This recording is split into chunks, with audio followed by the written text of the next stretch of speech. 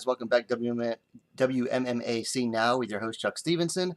We're coming at you tonight with another fight review. This time we're going to UFC 235, the strawweight division, Tecia Torres versus Weili Zhang. Highly anticipated fight. I was excited for it. Had I not been eating, I probably would have been on my feet the entire time. Zhang came out very strong. Was mixing up her punches and kicks a lot. She got off a couple good spinning back kicks. Torres was sitting down on her punches more, not quite throwing the volume I wanted her to throw, but she was very accurate with her punches. Okay, she landed that right hand a lot. It showed on Zhang's eye.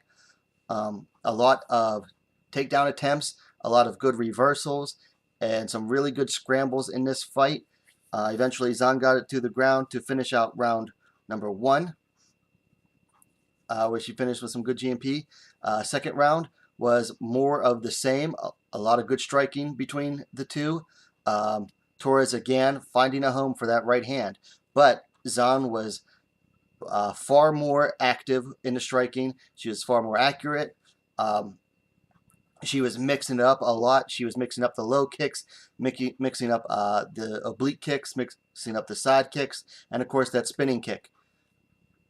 And throwing in the punches in between all of those. So she was very active with the striking.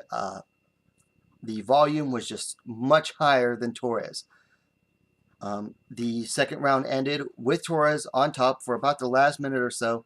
She wasn't able to get off a whole lot of ground and pound though. Zhang was very good at using her hips and her legs to keep the Torres from mounting much offense on the ground, and Zhang was also landing some very good elbows while down there. One point, Zhang was able to push Torres off and landed a really nice up kick. Of course, Tecia ended the round with a really nice elbow. For the third round, it stayed on the feet most of the time. Again, more of the same. A lot of volume from Zhang. A lot of volume. Mixing up the punches, the kicks. She's in the second and third round, though, Zhang started to really telegraph that spinning kick, so she whiffed on it more and more. She was doing good with the low kicks. Torres' leg was beet red. Torres, again, still finding a home for that right hand. Now, the first minute, I'd say, of the third round was probably the most exciting and action-packed minute of the entire fight. I mean, these two were really going at each other, especially from, I'd say, the 30-second mark to the 1-minute mark of the third round. These two were just really trying to hurt each other. Then they went back to more of the same. Some failed takedowns. Eventually, the fight ended with Zhang on top for the last minute or so, just landing some GMP. You know, nothing like too devastating, but it was solid. They were solid strikes. They were landing on Torres. Torres seemed kind of lost as what to do. You know, she was too busy defending against the ground and pound to really effectively, you know, try to sweep or create the scramble to get out from under Zhang. That was also probably one of Zhang's single best takedown in the fight. Of course, at the end of 3 rounds, the judges gave the unanimous decision to Weili Zhang. Looked at the scorecards. One of them judges gave the second round to Torres. A lot of people disagree with that. I don't necessarily agree with it either, but I see where the judge was coming from. She was finding a home for that right hand. I'd say she was landing probably the harder strikes with that right hand. And then, you know, she finished the round out on top. That's always going to be a strong factor in judges until they're better trained. So Weili Zhang gets the unanimous decision win. I wasn't very surprised by it. You know, Torres, like I said in the preview video, Torres is a tough fighter. Zhang even admitted she was a lot more well-rounded than she thought she would be. And Torres is just hard to finish. I mean, look, Rose Namajunas had to resort to point fighting against her. Joanna Jędrzejczyk couldn't finish her. Jessica Andrade couldn't finish her. Torres is not going to be easy for anyone to finish, so I wasn't surprised that Zhang wasn't able to do it, which is why I picked Zhang to win by decision. Of course, I also said that I wouldn't have been surprised by Torres' decision win. She didn't come close. So congrats to Weili Zhang for the win. Things to work on. Torres, in the preview video, I said that she needed to be the tiny tornado and start throwing more volume. It is really nice to see that she is sitting down on her punches more and developing a little more power in her hands, but she needs to be a volume striker. She's just better suited to that style, I think. It's good that she's well-rounding herself out and her striking and, trying to develop power behind them, but she needs to start throwing more volume. She needs to become the tiny tornado again.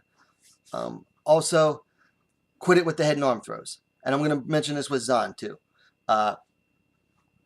But quit it with the head and arm throws, okay? You're fighting at too high of a level to be throwing one of the most basic takedowns ever. And it showed in this fight because nobody really got one. I think Zhang got maybe 2. But Torres, please work on more variety to your takedowns. Things to work on for Zhang. Don't throw one kick so much to the point that you start telegraphing it. She was doing it with the spinning kick over and over and over again. It was really telegraphed. Torres was able to start avoiding them, and so Zhang started whiffing on him. Now, she did set it up well at first, but, after so long, any good opponent is going to see what you're doing and be able to predict that you're just trying to do the same thing over and over again. So don't spam one single move all the time.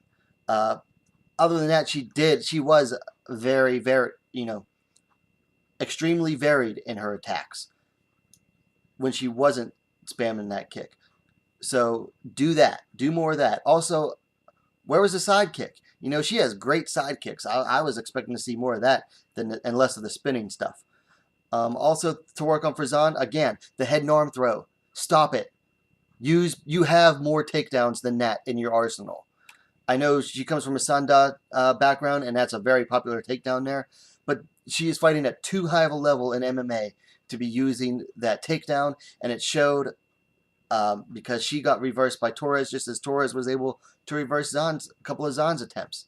So stop using that takedown. Matches to make. So Torres has now suffered 3 in a row.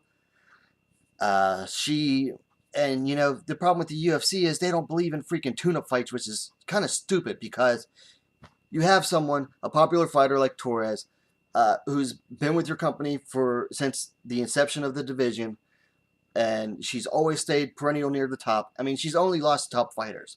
So give her one fight to recover. Someone in the 11 to 15 range, Give her a winnable. Don't give her a fight that, it's going to be so easy that it's going to be obvious that she's winning. But give her a winnable fight. As for Zhang, that's going to be harder. We're going to have to wait to see, how she moves up in the rankings. It'll be very exciting to see. Nina Ansaroff's up there. I think they're trying to match her up with Tatiana Suarez. But if Ansaroff ducks the Suarez fight, or avoids the Suarez fight, then maybe Nina Ansaroff or the winner of Waterson versus Kovalkiewicz would be a very good fight. It's going to be very interesting to see who they match Zhang up with, because she just took a huge leap forward in her career progression and progressing up the rankings. So guys, that's my review of the fight.